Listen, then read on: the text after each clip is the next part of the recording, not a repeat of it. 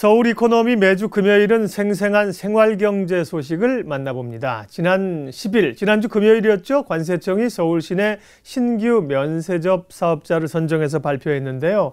워낙 대기업들이 관심이 많고 경쟁이 치열했었는데 주인공이 누가 됐는지 앞으로 면세점 업계 판도는 어떻게 바뀔지 오늘 알아봅니다. 박원익 조선비즈 기자 함께합니다. 어서 오십시오. 안녕하세요. 네. 자, 정말 관심이 굉장히 높았는데요. 먼저 선정 결과부터 다시 한번 정리를 해볼까요? 네, HD 신라 면세점 그리고 한화 갤러리아, SM 면세점이 시내 면세점 경쟁에서 축배를 들었습니다. 관세청 입찰 공고 후 150일간의 치열한 경쟁 끝에 최종 승자가 확정된 것인데요. 특허를 받은 기업 중 대기업은 앞으로 5년, 중소, 중견기업은 10년간 시내 면세점을 운영할 수 있게 됩니다. 승인 결과를 통보받은 업체들은 6개월 안에 영업을 시작해야 되는데요. 이번 7월에 사업자 특허를 받은 만큼 내년 2월쯤에는 신규 시내 면세점들이 오픈될 것으로 예상되고 있습니다. 외국인 관광객 수가 한계가 있는데 서울 시내에 이제 3개 정도 신규 면세점이 새로 들어오기 때문에 그만큼 경쟁이 치열해질 것으로 예상됩니다. 현재 서울 시내에는 롯데가 3개, 그리고 신라 하나, 워커힐 하나, 그리고 동화 면세점 하나, 이렇게 총 6개의 면세점이 운영을 하고 있습니다. HD 신라 면세점은 용산, 그리고 한화 갤러리아는 여의도, 그리고 SM 면세점은 인사동에 면세점을 꾸릴 예정입니다. 네. 유통사업을 하는 대기업들은 이번에 다 나섰잖아요. 정말 사활을 건 전투라고 하는데 이전에도 면세점이 있었는데 이번에 면세점 사업권 경쟁이 이렇게 치열해진 이유는 어디 있습니까? 네, 일단 기본적으로 면세점 시장이 가파르게 성장하고 있기 때문인데요. 네. 유통업계에 따르면은 최근 1년 사이 면세점 시장 규모가 21.6% 성장했습니다. 지난해 기준으로 8조 3천억 원 규모를 기록했는데요. 올해는 시장 규모가 10조 원을 넘길 것으로 예상되고 있습니다. 시장 규모만 따지면 세계 1위 수준입니다. 그리고 이제 국내 면세점 시장이 급성장하는 이유는 특히 중국인 관광객 때문인데요. 지난해 우리나라를 찾은 중국인 관광객이 전년보다 41% 증가했다고 합니다. 한 612만 명 수준이고요. 이는 전체 외래 관광객의 43% 수준으로 아주 높은 비중을 차지하고 있습니다. 그리고 올해는 메르스 사태 여파가 있었음에도 700만 명을 넘길 것으로 지금 예상이 되고 있습니다. 정부가 서울 시내 면세점에 특허를 내주기로 한 것은 15년 만입니다. 이런 중국인 관광객 증가세를 감안한 것으로 풀이가 됩니다. 현재 백화점과 할인마트는 성장 한계에 도달했다는 평가가 나오고 있습니다. 경기 불황으로 백화점이나 할인마트 매출이 감소하고 있기 때문인데요. 이런 상황에도 면세점은 나홀로 호황을 누리고 있다고 합니다.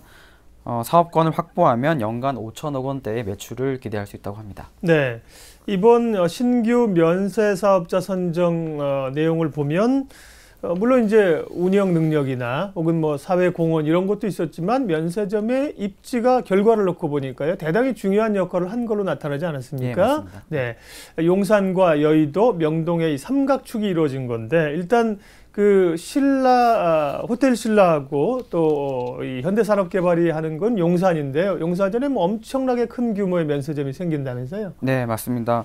HD 신라 면세점이 용산 아이파크몰에 들어서게 되는데요. 총 6만 5천 제곱미터의 면적을 면세점 사업에 활용할 계획입니다. 그리고 매장 규모만 2만 7,400 제곱미터에 달하는 국내 최대 규모의 면세점이 될 전망입니다. HDC 신라 면세점은 호텔 신라와 현대산업개발이 손을 맞잡고 만든 합작법인입니다. 네. 면세점이 들어서면 용산 상권도 살아나게 될 전망입니다.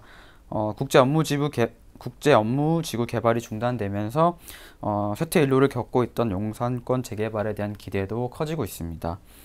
HDC 신라 면세점은 침체된 용산 전자상가를 일본의 아키하바라를 모델로 부활시키겠다는 구상입니다.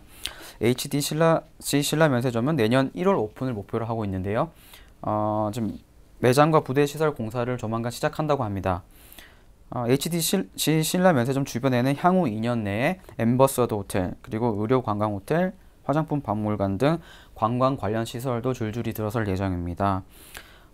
신라 면세점은 중국 최대 여행사인 CTS와 협조해서 관광객을 유치하고 그리고 코레일과 철도 관광 프로그램을 개발하는 등 지방 관광 활성화에도 지원할 예정입니다. 면세점 매장 내 지역 특산품 전용관을 설치해서 홍보와 판매도 지원하게 됩니다. 네.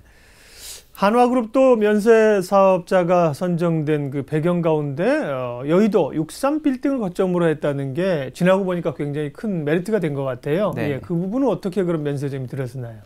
네, 한화 갤러리아는 63빌딩의 면세점을 열게 되는데요. 네.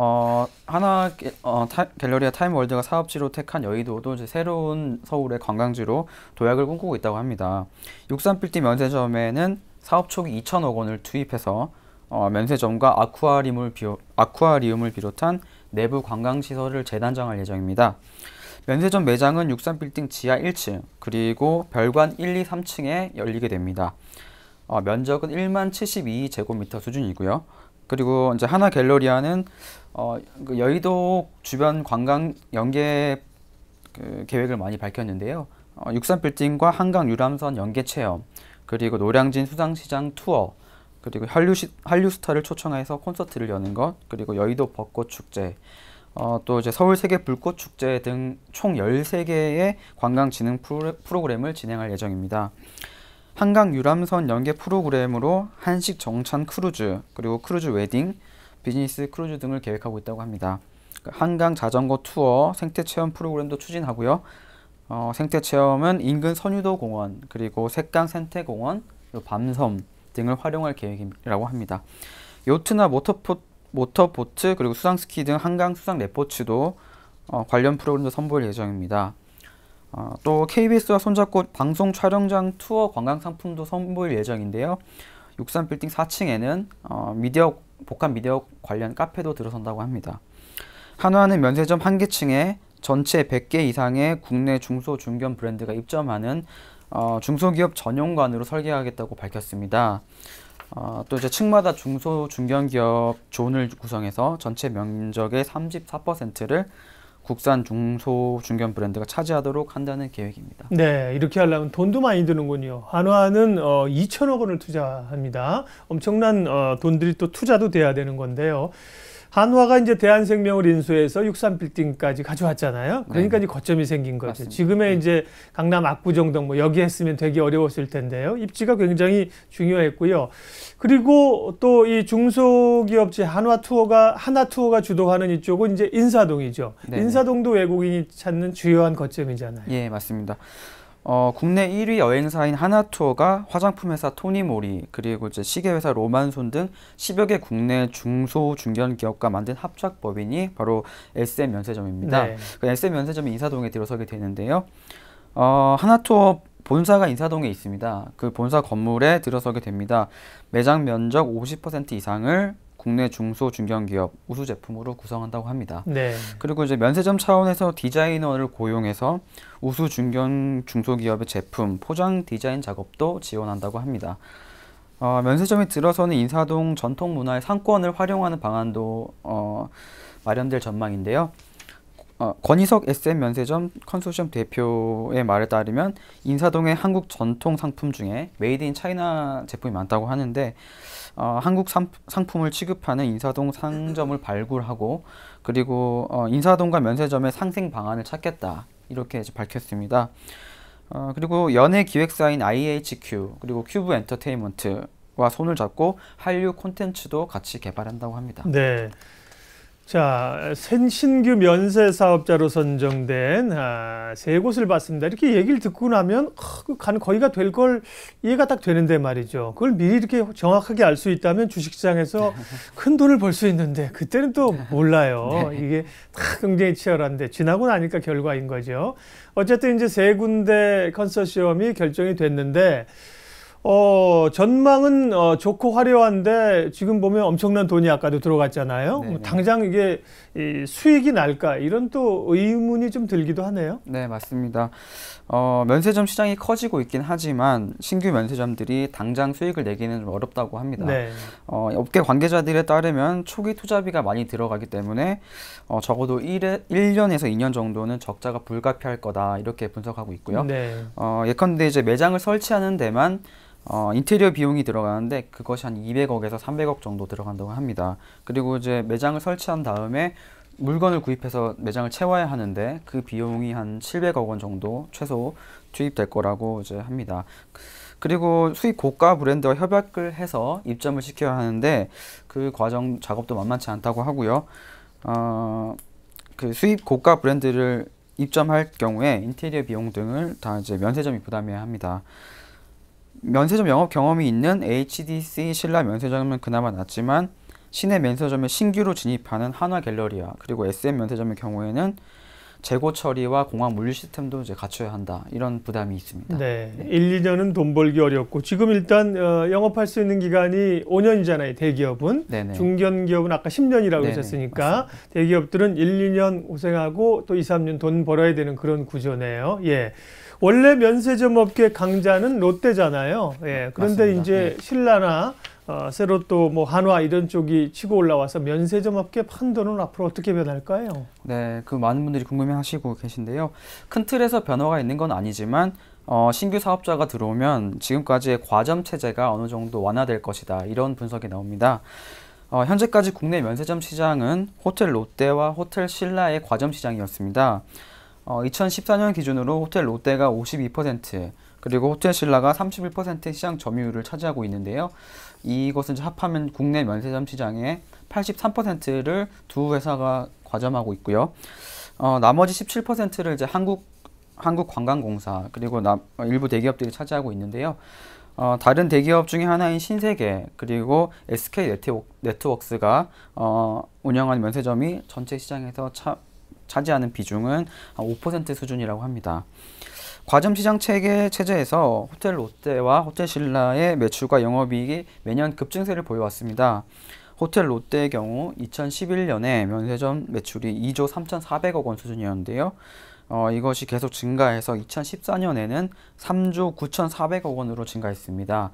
호텔 신라도 마찬가지입니다. 2011년 1조 5천억 원 수준이었는데 이것이 계속 증가해서 2014년에는 2조 6,100억 원 수준으로 매출이 늘었습니다. 유통업계 관계자들은 신규 사업자들이 당장 내년 2월부터 대규모 면세점을 서울에 오픈하게 되기 때문에 면세점 시장도 다양한 기업이 참여하는 경쟁 시장 체제로 변할 것이다. 이렇게 예상을 하고 있습니다. 네, 면세점이 뭐길래 이렇게 다들 혈안이 돼 있는 걸까요? 뭐 외국인 관광객이 중국인 유코들이 워낙 많이 몰려오니까요. 자, 이번에 어쨌든 큰 관심 속의 사업자가 선정됐는데 또 9월에 면세점 대전이 또 예고가 돼 있다면서요. 네, 맞습니다. 예. 유통 대기업들의 면세점 전쟁이 아직 끝난 것이 아닙니다. 이번에 시내 면세점 특허를 받지 못한 기업들이 9월에 시작되는 패자 부활전에 대거 참여할 것이다. 네. 이런 전망이 나오고 있습니다.